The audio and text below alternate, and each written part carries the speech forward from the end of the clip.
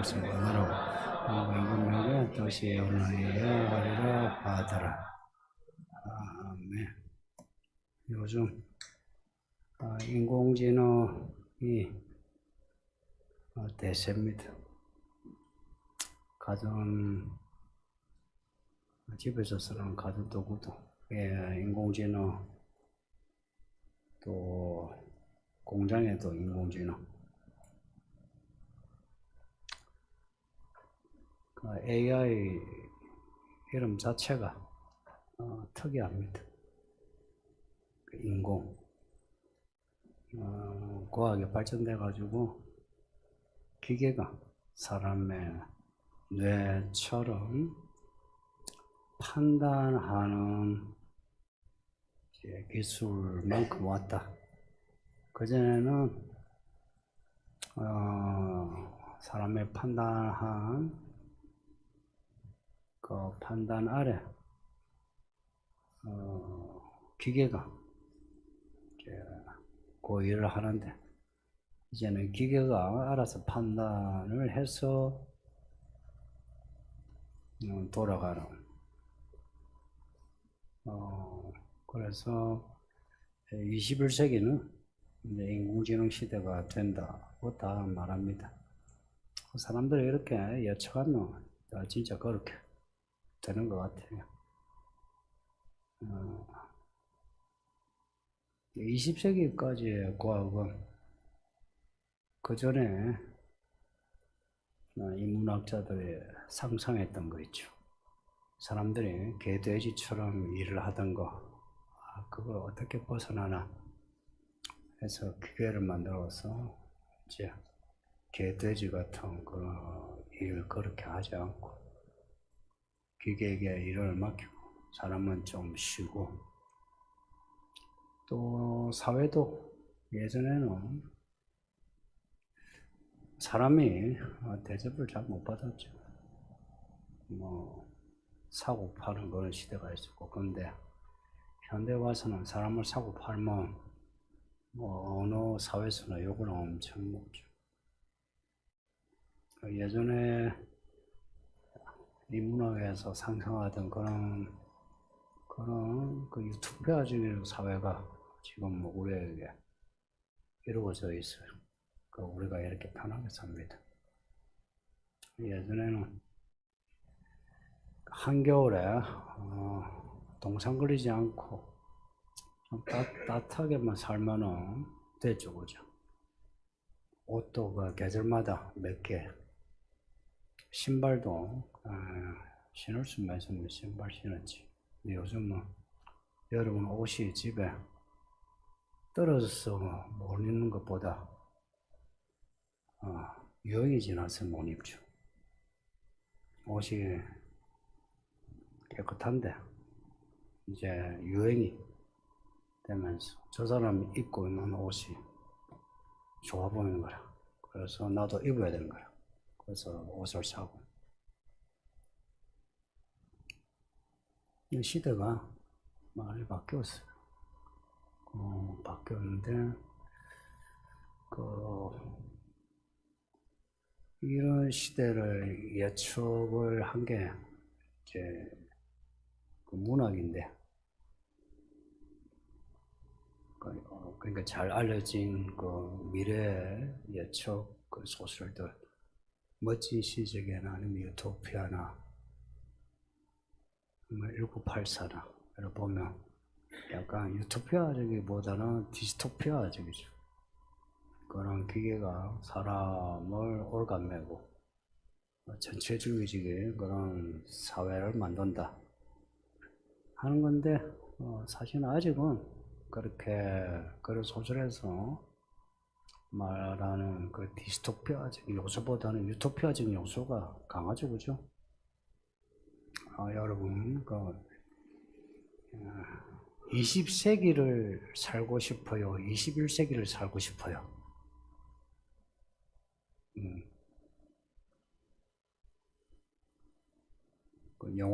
옛날 영화 보면 하참 고생한다 하죠.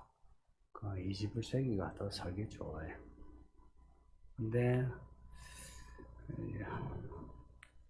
21세기가 그동안에 사람들이 가졌던 참 인간답게 살아가는 그런 사회가 20세기, 그 21세기 지금 거의 이루어졌어요. 뭐 문명도 그렇고 개인의 인권도 그렇고. 옛날에는 뭐 여자와 아이는 인간도 아니었죠. 지금은 아이 하나 귀히 여기고. 옛날에는 뭐 아이 둘 셋 나오면은 무슨 뭐 짐승 취급당했죠.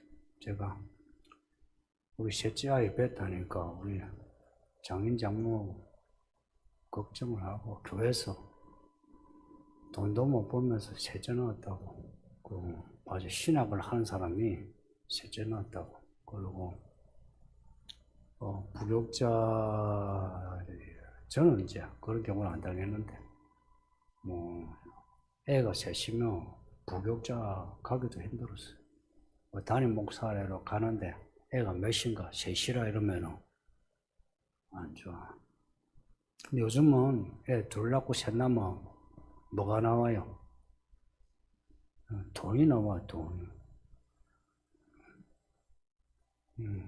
그 사실 좋아졌죠.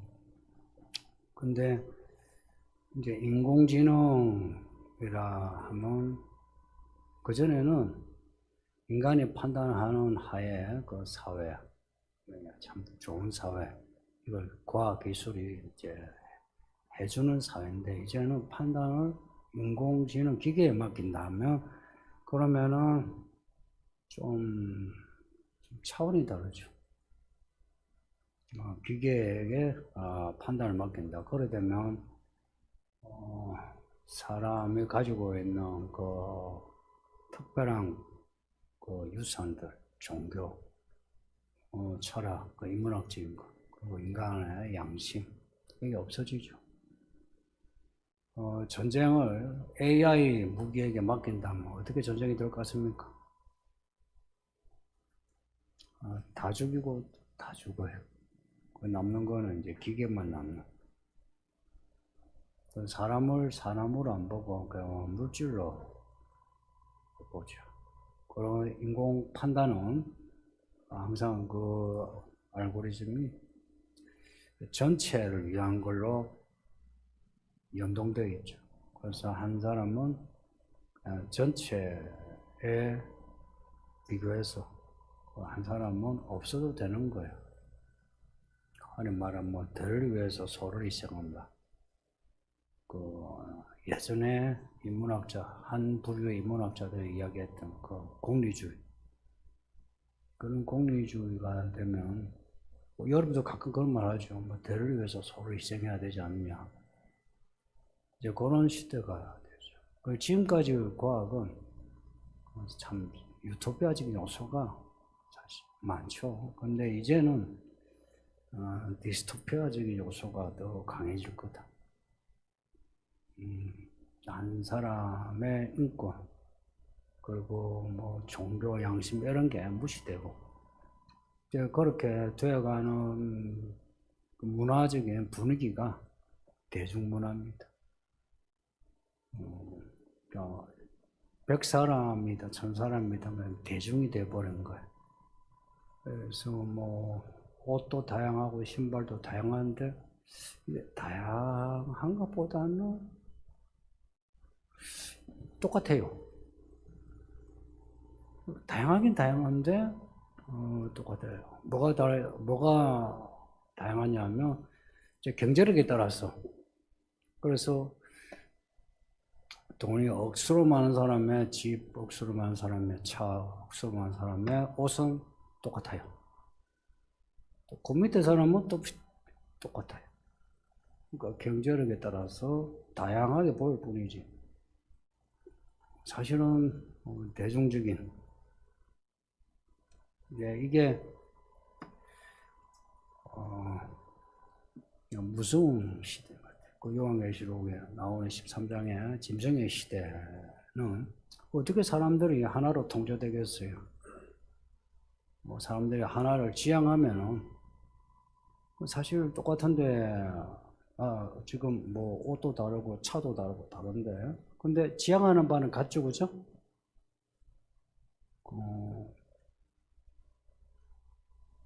여러분이 이게 경차가 있고 스포츠카가 있으면 어느 차를 타고 싶어요? 경차 타는 사람은 경차 타고 싶어 탑니까? 차는 다양한데 같은 방향이 돼야죠.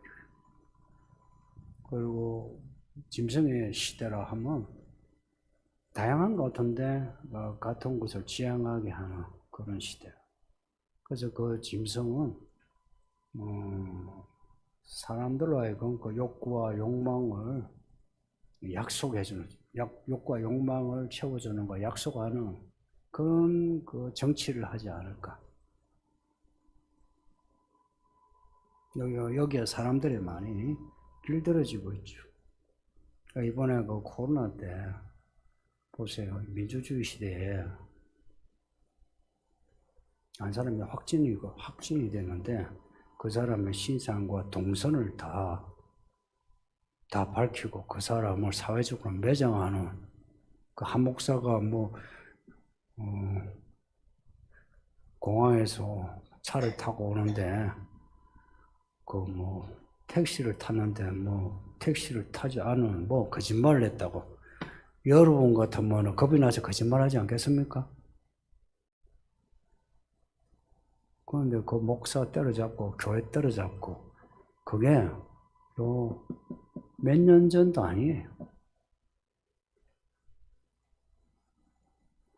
그 동선을 옛날에는 그 동선을 추적하지 못했죠, 그죠? 근데 기술로 이제 추적하는 거라. 그래서 개인의 인권 이야기하더니 그 거짓말이야.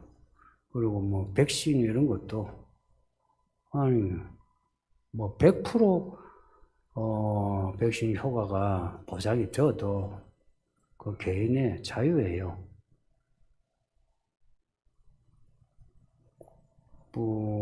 운동이 좋다고 운동을 법적으로 강요하는 게 그게 옳아요? 똑같은 거예요. 백신을 병원에 가면 의사들이 다 맞으래요. 의사들이 미쳤지. 다 미쳐가는 사회가 되어버렸어요. 또 이런 있잖아요. 문화적인 어떤 약간 이 시대가 지금 과거에 참 우리 사람을 개돼지 같은 그런 살면서 유토피아적인 사회로. 그런데 이 유토피아적인 사회가 이제는 먹고 사는데 이제 넘어서서 사람의 욕구, 욕망을 추구하게 하는 사회로. 거기에 큰 역할을 해주는 게 AI라는 거예요. 그래서 모두가 내 욕구, 욕망을 위해서라며 이 한 사람 한 사람이 아무것도 아닌 거라. 근데 사람들이 착각하는 게 자기 자신이 그런 그 사회 희생자가 된다는 생각하지 않고 항상 이렇게 그 사람을 지적하는 거예요. 코로나 때가 나는 참 좋은 교과서였다고 봐요. 그게 이제 문재인 정부만 아니고 이 정부도 그렇게 다르지는 않죠. 근데 민주당 쪽은 그건 더 심하고 이쪽은 약간 덜 심하다는 것 뿐이지 방향은 같은 거예요. 근데 성경은 이런 사회 진보와 달라요.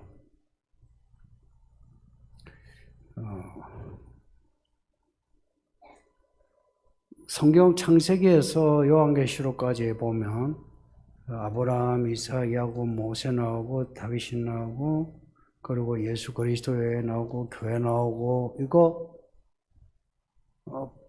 똑같은 이야기 반복이 아니고 말씀의 성취죠, 그죠? 성경은 이걸 진보라고 이야기해요. 성장, 진보. 근데 우리가 말하는 진보는 그러니까 우리가 말하는 진보와 성경에서 의미하는 진보 차이가 뭐냐? 우리 뭐 진보주의 이러죠. 근데 사회에서의 그 진보주의, 진보 철학, 이거와 성경에서의 어떤 진보와 차이점이 뭐냐? 그래서 제가 가끔씩 성경은 진보주의예요. 성경은 진보주의예요. 근데 그러면 사회에서 말하는 진보주의하고 뭐가 다르냐?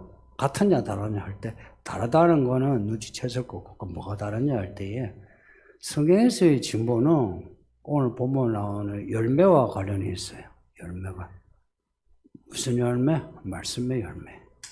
성경에서의 진보는 애초에 하나님이 말씀하신 것의 스토리, 이 시간 속의 스토리를 통해서 열매 맺는 진보를 말해요. 근데 바깥에서의 진보는 열매를 말하지 않아요. 바깥에서의 진보는 인간 편의예요. 인간 편의에 의한 진보지 무슨 뭐 예전에 누가 예언을 했는데 그것이 성취다 이런 말 하지 않아요. 근데 성경은 이런 말씀의 성취가 아닌 진보를 뭐라고 부르느냐? 그거는 못된 열매, 악한 열매라 해요. 왜 못됐냐 하는 거예요. 왜 악하냐 할 때 선한 분은 오직 하나님이에요. 하나님의 이름을 높이는 진보가 아니면은 그러면 그건 나쁜 열매라 해요. 예를 들어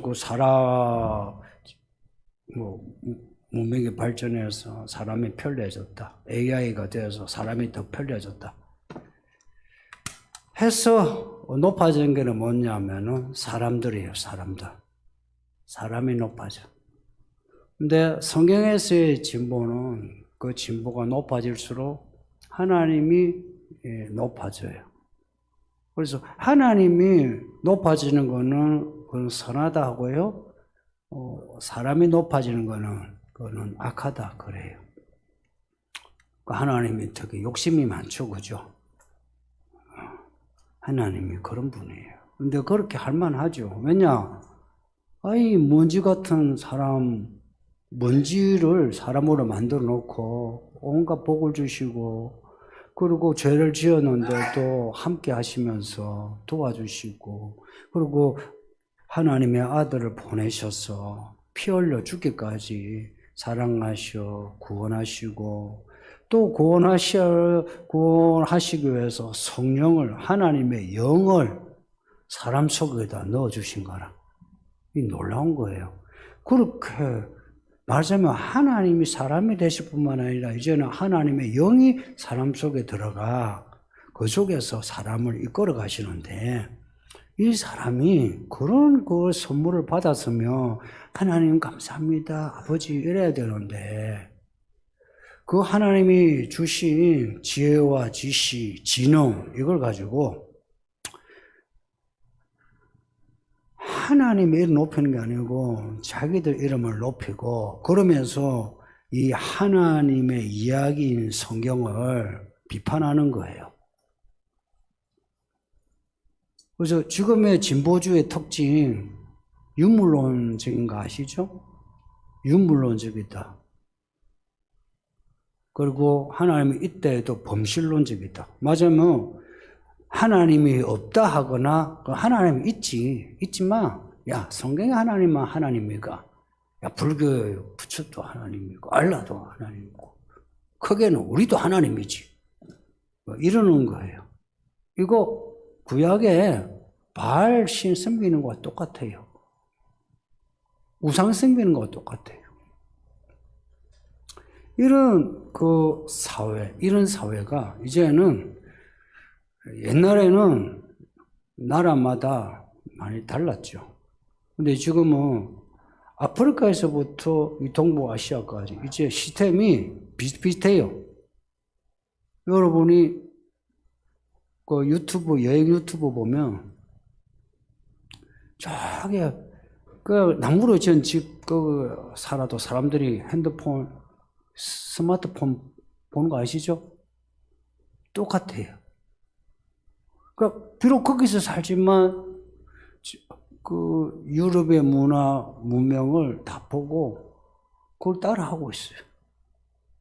운동도 가끔 유튜브 축구 예를 보면 아프리카 저기 그냥 돼지 창자 혹은 돼지 고안으로 만든 그런 공으로 차는데 기술이 다 메시요, 메시. 엄청나. 그러니까 이제는 내용이 비슷해진 거야. 내용이 비슷해진다는 거는 사람들 생각이 이제 추구하는 게 비슷해지는 거예요. 추구하는 게 비슷하다. 문화와 직접 누리고 있는 문화와 문명의 차이는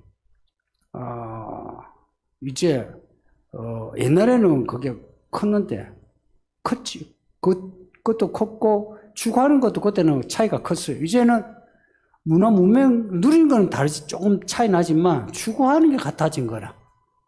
이게 지구 끝에서 끝까지 다 거래되었어요. 말하자면 이제 온 세상이 AI 시대 그런 분위기 속에 추구하는 게 같아져요. 그 AI 어떤 목사님이 AI에게 챗봇하면서 설교를 맡겼어요. 구원론적인 설교를 맡겼는데 나름 AI 아직은 이제 좀 자료가 부족하니까 좀 그런데 그 설교문을 봤는데 AI가 만든 이제 설교문 한 10년 뒤 같으면은 성도들이 들으면 감동적이겠어요. 그럼 그 설교가 될까요? 이래 또 생각해 보세요. 지금 여러분하고 왜 이렇게 우리가 아날로그는 하나, 둘, 셋, 넷, 다섯, 여섯, 일곱 이래요. 디지털은 하나, 영 이래요. 말하자면은 디지털은 대면적이지 않아요. 아날로그는 대면적이라. 지금 이렇게 대면적인 설교와 대면적이지 않은 설교 무슨 차이인지 아세요? 여러분이 온라인으로 설교를 들어본 적 있죠? 내가 출장을 갔어. 어쩔 수 없어. 이제 온라인으로 예배하는 거하고 그런 거 관계없이 말씀을 내가 좋은 마음으로 들으면 되지 하고 여러분이 들었을 때 요 현장에서 설교와 온라인 설교 혹은 현장에서의 예배와 온라인의 예배가 같을까요? 다를까요? 다르다면 뭐가 달라요? 분위기가 달라요? 그 분위기는 내가 경건한 마음으로 상쇄시킬 수 있지. 뭐가 달라요? 다르지 않다고 자꾸 생각하는 거라.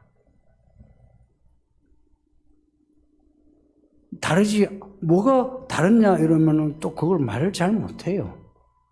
뭐가 다르냐? 다른 거는 이게 달라요.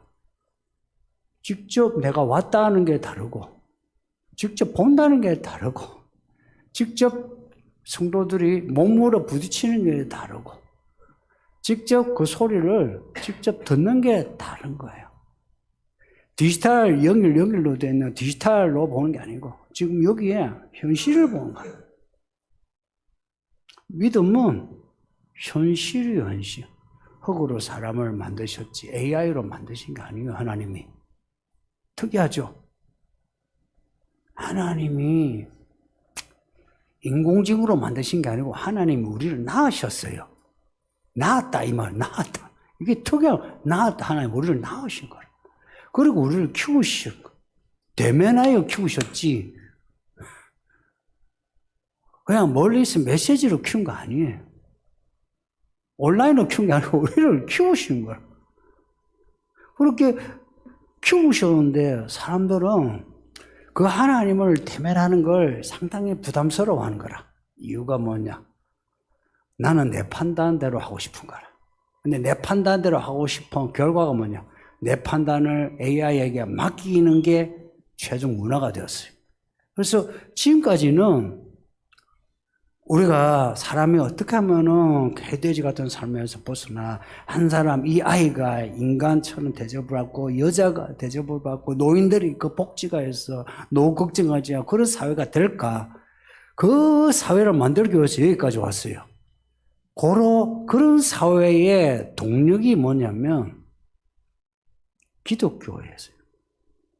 근대 사회, 기독교회의 이 성경의 이 사람에 대한 하나님의 은혜, 이게 근대 사회의 모든 것의 동력이었어요. 그래서 한 사람에 대한 존중, 사회 복지, 이거예요. 근데 이제는 AI로 인해 되면은, 그럼 사람의 판단을 기계에 맡기는 거예요. 맡기게 되면 어찌 돼요? 그러면 한 사람이 전체의 한 요소가 되는 거라. 근데 이게 에이 뭐 그래 될까 하는데 대중문화라는 게요 전체적인 요소가 아주 강해요. 그래서 잘 보세요. 히틀러 때나 오늘 북한이나 아니면 2002년도에 뭐 붉은 악마 볼 때 보면 전체주의적인 그 분위기는 하나의 색깔, 하나의 그 슬로건이 전체를 지배해요. 근데 우리는 실은 여러분, 붉은 악마란 말이 성경적이에요? 아니에요? 아니죠. 근데 교회도 붉은 악마 이걸 하고 교회 안에서 켜놓고 안에서 짜짜짜짜짜 했어요. 붉은 악마들이 들어가시고 여기서 얼마나 그러고 이겼어요. 하나님 은혜다. 그래. 어떻게 생각해? 이 대중문화라는 게, 이게 우리를 마약에 빠져들듯이 그렇게 만들어요. 왜 요한에게 말씀을 먹으라 했겠어요? 말씀을 달고, 한편으로는 쓰고, 그걸 왜 경험하게 했겠어요? 그리고 그 말씀을 예언하라 할 때에, 이거는요, 그 요한을 이야기한 거지, 공동체 전체를 두고 일사불란하게 하라. 뭐, 교회 이런 일을 위해서 한 사람을 희생하라. 그런 전체적인 요소가 없어요. 그냥 요한이에요, 요한이요. 바울이요, 바울. 마태이. 베드로. 한 사람이에요, 한 사람. 그러니까 놀라운 게 설교를 같이 듣죠. 근데 듣는데 한편 이 설교 내용은 같은 내용이에요. 그걸 같이 들으니까 전체가 들어요. 그 전체가 한 방향으로 가자 이러면 약간 전체적인 요소죠. 근데 개별적으로 보면 제가 똑같은 설교를 하는데 어떤 분은 그 말씀을 듣고 실행하는 게 다른 부분을 실행해요. 그 말씀에 10가지 내용이 있는데 어떤 사람은 하나를, 어떤 사람은 둘을, 어떤 사람은 셋을 그래 해요. 그러면은 그 설교의 하나를 듣고 그 한 색깔 그것만 그러면 말씀을 실행한 사람은 틀릴까요? 말씀을 듣고 전체를 조화시켜서 하는 사람만 옳을까요? 아니면은 10가지 색을 버무리면은 그때 평균적인 색이 나오죠. 평균적인 말씀이 나와요. 평균적인 그 말씀만 가지고 사는 사람만 옳을까요? 내가 여러분을 보면서 이 사람은 말씀 중에 이것만 받아가 먹는 사람 보고 그러면 틀렸어 한 적이 있던가요? 나아져요. 어떤 사람은 받아들인 용량이 커서 말씀을 다 받아들여 이거 어떻게 실천해야 됩니까? 고민하는 사람 그 사람 그도 나아져요. 그리스도의 몸이라는 게 그런 거예요. 보면은 평균적인 그런 사람 있죠. 평균적인 사람. 그런 사람만이 교회의 주축이 아니고 보면은 말하자면은 제가 설교한 것 중에 제가 의도하지 않은 꼭 그거 있죠. 희한한 거 그 말씀만 붙잡고 은혜 받아가지고 감동받아가 그걸 살려고 한 사람이 있어요. 그런데 뭐 그때 그 목사님에게 설교 받고 은혜 받았어요. 그래요. 그 무슨 설교? 그런 말씀 하셨다고. 근데 나는 그런 말 한 적이 없거든. 본인은 들었대. 근데 왜냐? 했는데 그 의도가 아니고 다른, 근데 그분은 그걸 듣고 은혜 받은 거라. 왜 그러냐? 저는 의도하지 않았어요. 근데 하나님은 그 사람에게 그걸 의도하신 거라. 그걸 하나님은 그 한 사람을 위해서 그 말씀을 주신 거라. 그래서 하나님 우리를 대할 때 n분의 1이 아니고 1대1이에요. 그 여러분이 말씀을 가능하면 처음부터 끝까지 들어야 돼요. 듣는데 용량이란 게 어떤 사람은 10가지 중 하나만 듣고 거기에 꽂히는 사람, 그렇게 꽂혀도 돼요. 10가지 다 꽂혀도 돼요. 다만 하나님은 나와 개별적이라는 이야기예요. 예를 들어서 내가 이 사람에게 말씀을 주는데 하나님은 이 사람 고려해가지고 말씀을 주시지를 않아요. 이 한 사람을 구원하기 위해서 보세요. 100마리가 있는데 99마리 놔두고 한 마리 찾으러 간다. 그럼 여러분은 질문하게 되죠. 99마리는 어찌 됩니까? 그러죠. 그에 대한 답을 구하지 마세요. 한 사람만, 그 잃어버린 한 사람을 불쌍히 여기는 하나님을 바라봐야지 99마리 어찌 됩니까? 라는 질문을 하는 게 아니에요. 근데 사람들은 꼭 질문을 99마리 어찌 됐냐고. 안 되지, 그거 놔주면 안 되지. 이렇게 여겨요. 이게 우리라. 고로 말씀을 먹는다 할 때는 말씀이 우리 속에 AI처럼 막 시스템화해서 우리를 지배하는 게 아니고 말씀이 하나님이에요. 하나님과의 1대1의 대면이 중요해요. 끊임없이 대화를 해야 돼요. 자꾸 물으세요, 하나님께. 뭐라 하든 말을 하세요. 뭘 하라고요? 말을 하세요. 말을 하나님께. 안 듣는 것 같죠? 다 들어요. 그래서 하나님에게 내가 생각하는 것을 자꾸 이야기해서 그리고 하나님께 물어야 돼요. AI에게 뭐 맡기죠? 그러면 사람의 종은 끝이 나요. 근데 하나님께 묻고 할 때는 내가 물을 때마다 나의 존엄성이 높아져요. 나의 존엄성이 높아지고 내 인생의 개별성이 아주 강해져요. 개별성이. 예를 들어서 당신이 이 교회 성도로서 이 교회를 위해서 당신은 그냥 뭐 없어지고 그냥 대를 위해서 소를 희생하는 그런 충성, 그런 믿음 되고 싶어요? 아니면 이 교회 안에서 새정이라는 그 이름이 교회에서 하나님 나라에서 쫙 기록이 되면서 하나님이 알아주시는 그런 사람 되고 싶어요? 그러니까 성경을 보세요. 요한계시록 뒤에 새 예루살렘 이름이 생명책에 이름이 있다 그러죠. 하나님 우리를 대할 때에 우리를 절대 익명화하지 않아요. 오세죠. 하면서 그 이름을 내가 너를 안다. 내가 너를 가장 사랑한다 그러지. 내가 너 말고 저기 좀 더 사랑하고 너 그다음 이게 하지 않아요. 무조건. 근데 여기 또 대하면 내가 너를 가장 사랑한다 이렇게 나와요. 그게 어찌 가능하나 하는데 하나님은 그게 가능한 하나님이에요. 그래서 하나님 큰 분이란 거라. 얼마나 큰 분이면 우리 하나 한 사람을 1대1로 대하고도 나눠지지 않고 쪼개지지 않고 분열되지 않는 하나님이신 거라. 그런 하나님이 우리에게 말씀하시는데 그 말씀을 우리가 그것을 먹고 생각하고 행동하지 않으면 그 말씀을 감당을 못해요. 우리의 머리로는 감당이 안 돼요. 말씀은 머리로 감당이 안 돼요. 그 말씀을 내가 안에서 되새김질하고 살아갈 때에 하나님은 나에게 판단력을 주세요. 절대 우리의 판단력을 기계에게 맡기게 하지 않아요. 뿐만 아니라 문명의 흐름 속에 맡기게 하지 않아요. 뿐만 아니라 보세요.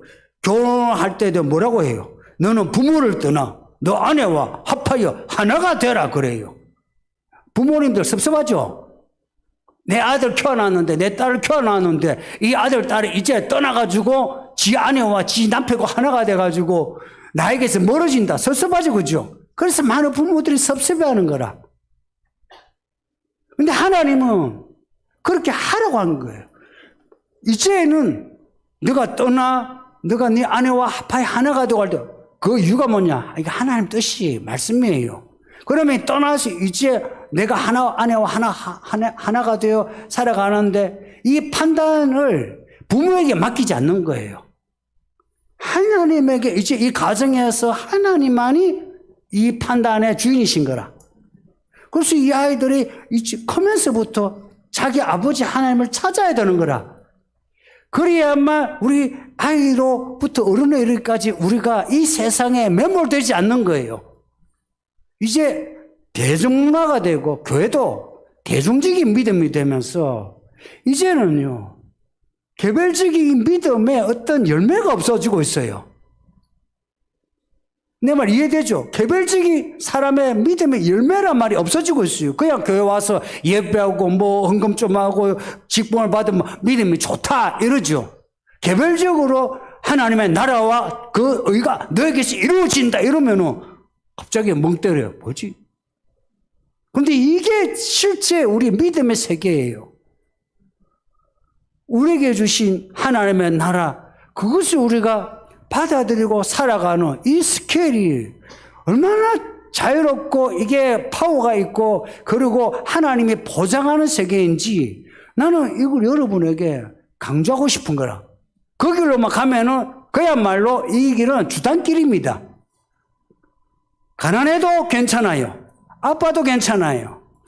아프고 가난해도 괜찮다는 이 말을 잊어버리지 마세요. 괜찮아. 견뎌만 해봐요. 견뎌만 하면은 열매가 맺혀요. 예. 질문이 있습니까?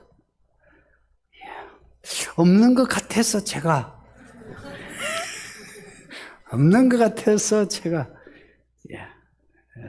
제가 기도하고 마치겠습니다. 아버지 하나님 감사합니다. 말씀 읽고 들으면서 말씀대로 끝까지 살게 해주세요. 우리가 많이 부족한 거 아심에도